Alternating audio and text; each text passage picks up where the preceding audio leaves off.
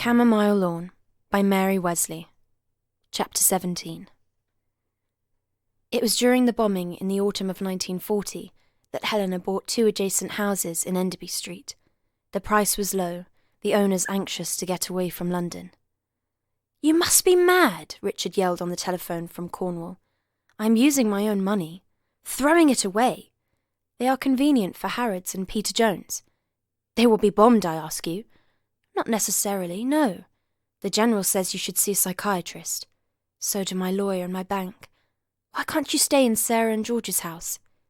They have moved to Bath. With Polly, then, as you are doing now. Buying houses in London is lunacy. That street is jerry-built, not even solid, I ask you. The houses are an investment. Our 3 minutes are up. Goodbye." Helena turned to Polly. "What's so funny?" "You and Uncle Richard, your 3 minutes were not up." He was too cross to notice. "I know why you are buying those houses. Shall you have a communicating door?" "What a good idea. Do you know a reasonable builder?" "We can find one. You know, Aunt, you can always stay here." "Thank you, but this house is for the young. I want my own house. I shall enjoy furnishing it." "Why stop at a door? The 2 front rooms knocked together would make room for a grand piano. You can have musical soirees." "I think not. He's ruined my drawing room for me in Cornwall. Monica bangs away for him. It's no longer mine. Richard encouraged it. Oh, no." "Then where will Max have a piano?" "He has the use of a piano in Pont Street. He can go on using that. It's only a minute away." "You are tough. Pont Street won't get bombed." "Why not?" "It's too ugly. I refuse to have a piano in my house. No." Helena moved fast, finding a builder who was willing to decorate and plumb. By the end of October her houses were ready, sparsely furnished, but comfortable. The communicating door was disguised as a bookcase. Monica, should she overcome her fears, could stay with Max with propriety. On the evening when Calypso visited Polly, arriving on her bicycle before air raid time, she found Helena and Polly discussing furniture. "What have you bought so far?" Calypso was interested. "Beds," said Helena, "the best from Heels." "Very important. Hector had a frightful thing. He had slept in it with Daphne. It sagged in the middle. I bought a new one." "I thought they weren't close." "They weren't. Hector slept in his dressing room. Daphne's Great Dane slept with her. That's what Hector says. One can't be sure." "I shall collect furniture from damaged houses. Prices will be astronomical if we survive the war. I shall pick up antiques." The girls looked at one another, amused. "Rather a gamble," suggested Calypso. "Worth taking," said Helena. "Good night, girls." "There's a lot more in Aunt Helena than I'd thought possible," said Polly. "What do you think Max is like in bed?" "Better than Uncle Richard. By the way, I told Tony he could pick me up here when he comes off duty at 8. Is that all right?" "Perfectly," said Polly coolly. "He seems to enjoy being a fireman. Who would have thought it?" "You don't mind?" "Why should I? He doesn't belong to me." "I rather thought he did." "I introduced you, didn't I?" Polly said equably. "So you did. But I rather thought, well, only for a short time. Just long enough, actually." "Long enough?" "Yes. Darling, do you imagine if he were mine that I'd allow you to meet?" "Tony says he doesn't understand you." "Of course he does." "Do you think that's him? There's someone at the door. Are you expecting anybody else?" "No." "He can see me home." "Is Hector away?" "Yes, Aldershot. I haven't seen him for a week. I'll let him in, shall I?" "Don't show a light." Polly tidied the kitchen as Calypso ran upstairs to open the front door. She heard her exclaim and men's voices. Then Calypso came in, looking rather pink, followed by Tony and Oliver. "Can you house me for a couple of days? I'm on embarkation leave." Oliver kissed Polly. "Of course." Polly looked over his shoulder at Calypso. "Did you meet Tony on the steps? Tony's a fireman. Are you going on duty or coming off, Tony?" Her smile showed her slanting teeth. "Coming off," said Tony, eyeing the girls, his expression conveying the words, "as well you know." He said, "I saw your bicycle, Calypso. Someone might fall over it out there in the street." "Yes, well, I'm just leaving." "I'll see you home," said Oliver. "My bicycle. I'll wheel it or run beside you." Oh, Ollie, like a faithful dog. Shall we go? Polly and Tony listened to them leave. Did she know he was coming? He asked suspiciously. No, Tony, and nor did I. Tony laughed. I shall have to wait till his leave was over. I suppose so. Would you like to meet our aunt? Your aunt? Not particularly. Helena, Max Ersweiler's chum. That aunt? Yes, I would. Is she here? Just gone upstairs. She's bought 2 houses near here. Well, you'd better meet her. I saw her at his concert. She didn't look musical, a dumpy figure. She isn't, but she's learning all sorts of tricks. How do you know? Not bed tricks, tricks of speech. She's taken to ending her sentences with yes or no, like ja and nein. Her life, once so dull, is now far from it. Lead me to her. Tony Wood became a great friend of Helena's, Polly later told Iris and James as she drove them to the funeral. Really? Tony Wood? How did that come about?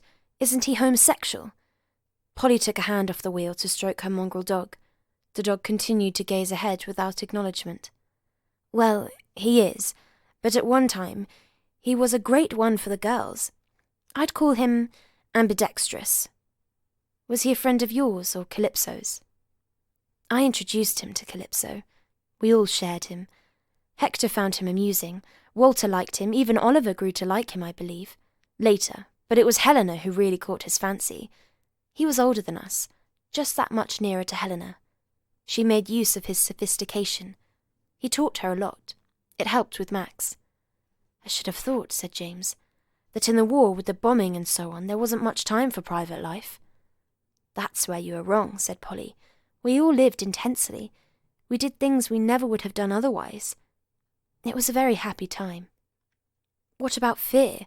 What about anxiety for your loved ones?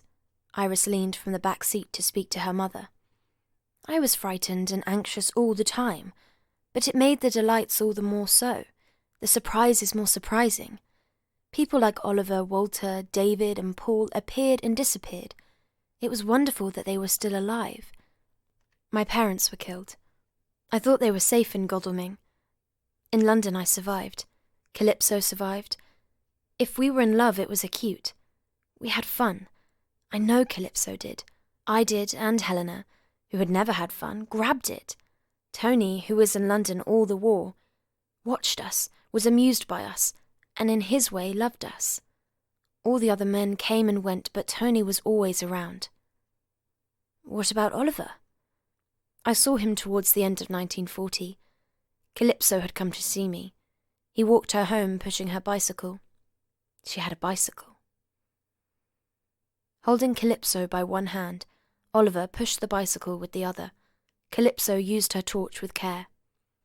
The wardens get awfully ratty if one flashes it about. Is Hector in London? Oliver asked stiffly. No, he may turn up, but I don't think so. I haven't seen him for weeks. I'm alone. I'd come round to see Polly and find out what Aunt Helena is up to. Who is that man? Tony Wood, friend of Polly's. Oliver, holding Calypso's arm, now said, I'm on embarkation leave. Again? Where are you going this time? I don't know. Not supposed to tell. Egypt, I bet. How do you know? Hector and his friends talk. He was at Dunkirk, you know. You said Dover last time I saw you. Well, he went across to collect the French from Dunkirk, then further along to Cherbourg. Some of them are awfully jolly. Jollier than me? Much, Calypso chuckled as they walked in the dark. One of them, a buddy of Hector's, rowed himself across to Dover, then got sent back to France, only to have to bunk again. Lots of bunking, isn't there? Look at you in Norway.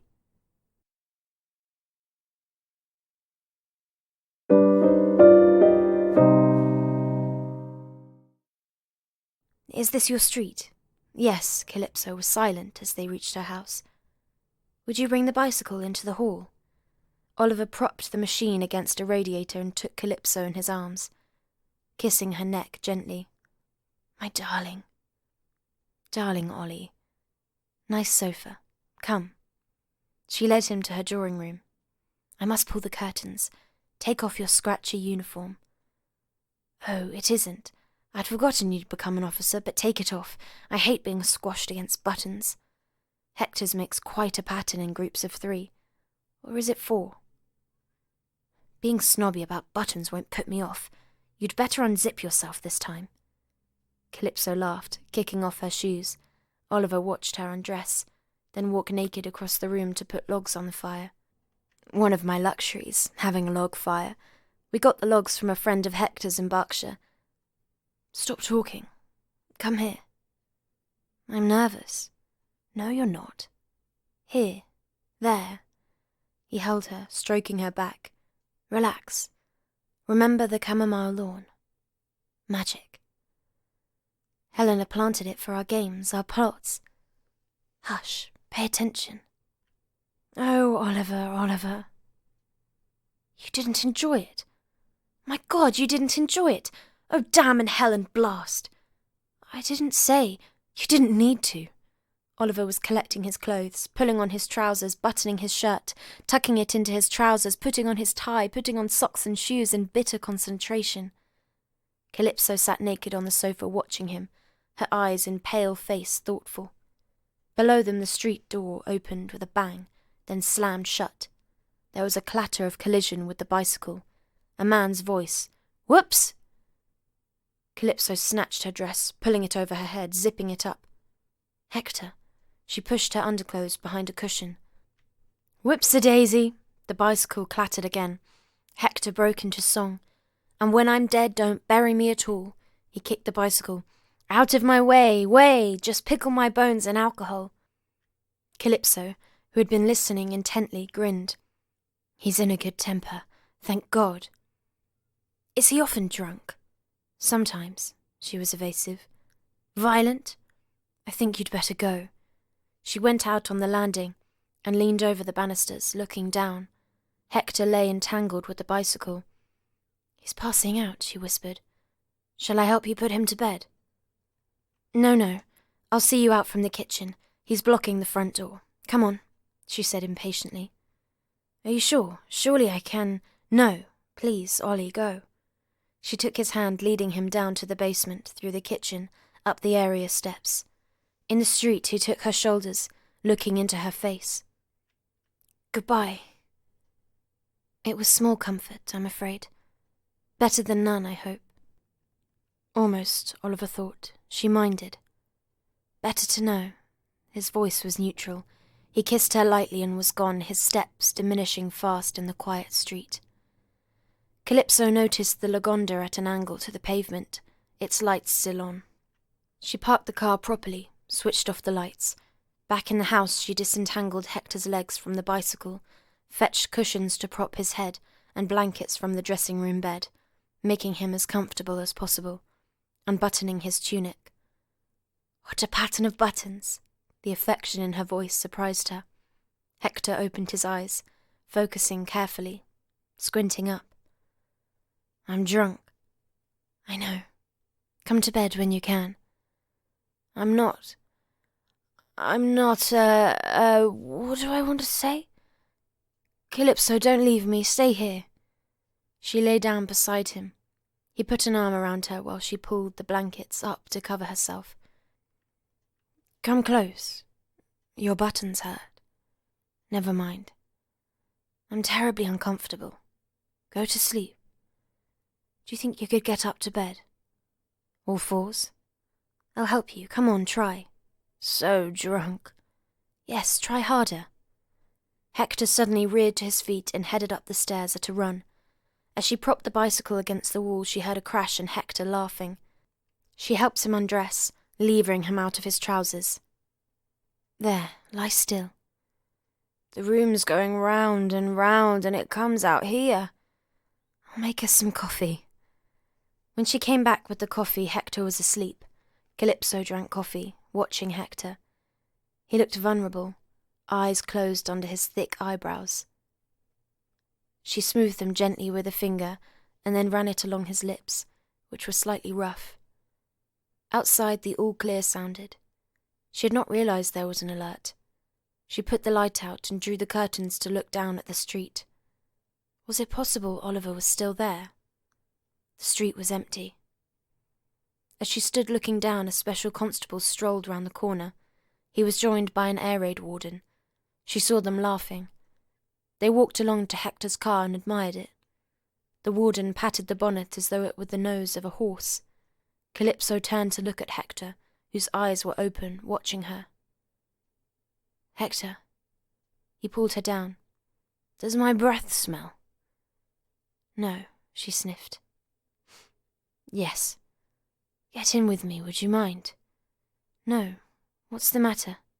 She slipped her dress over her head and got in beside him. "What's the matter?" "I'm on embarkation leave." "You too?" "Who else?" "Oliver." "Was he here?" "Yes, he walked me home from Polly's." "He's in love with you." "He thinks he is." "And you?" "No. I like all those boys. They are cousins, might be brothers." "There's incest." "Not for me." "I might be your father." "My father never behaved like you. Wild." "Ah, me." "Do you think there's any Alka-Seltzer?" "Yes, and coffee." She brought him coffee. He drank and lay back with his arm round her shoulders. "Will you go to Scotland? Stay there?" "Oh, no." "Would be safe. But lonely. I hate it. I die of melancholy." "When are you off?" 2 weeks. Put my affairs in order. Get lightweight uniform." "Egypt?"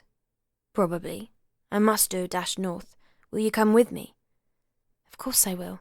Just for a day or 2, not more." "I wish you'd stay there, safe out of London." "If London gets too bad, I'll go to Cornwall.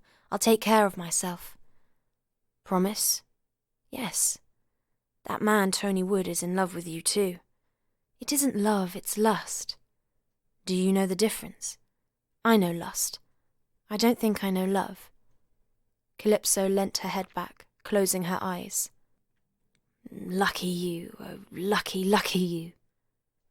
"Why? I thought I was missing something." "You are. You certainly are." "What then?" "Pain. Lots of pain." "You do talk rubbish," Calypso chuckled. "If you say so," said Hector dryly. "I don't even know anyone who is in love. I don't think it exists." "Quite apart from me. It's under your lovely nose." "Who, for God's sake?" "Eleanor, Polly, Sophie." "What a buffoon you are. Perhaps that's why I put up with you, apart from your money." "That reminds me. I must make my will." "What filthy bad taste. I'm a hard-headed Scot. You hurt me." "Good. Another time." Hector's voice was turning nasty. "Please leave your bicycle where I won't fall over it." They laughed together, relaxing. "My mother says she and my father used to laugh together," Hamish said conversationally to his passenger.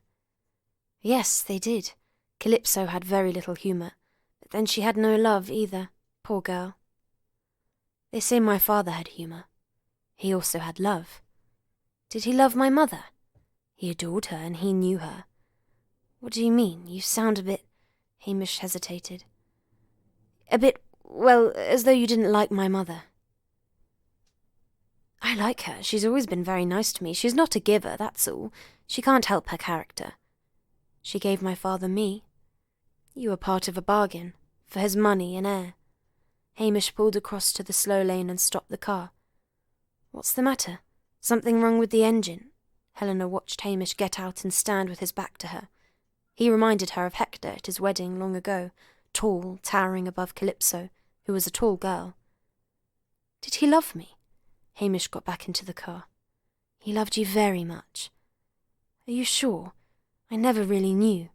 "Quite sure. He was very happy about you. You are very like your father. Less endearing, though." Hamish laughed. "You are a wicked old woman." "I know I am," Helena nodded. "Evil."